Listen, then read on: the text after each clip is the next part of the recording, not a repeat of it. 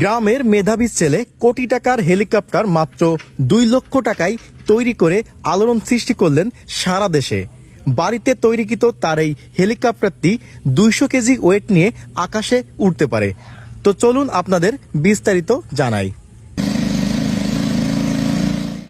নাজমুল ভাই, আসসালামু আলাইকুম। ওয়ালাইকুম আসসালাম। ভালো আছেন? জি আলহামদুলিল্লাহ ভালো। এই যে আপনার তৈরিকৃত হেলিকপ্টারে আপনি বসে আছেন, প্রথমে বলেন কেমন লাগতেছে? যে এটা তো আমার অনেক দিনের স্বপ্ন, এর হ্যাঁ। উপরে বসে বেশ নিজেরা একটু অন্যরকম লাগে।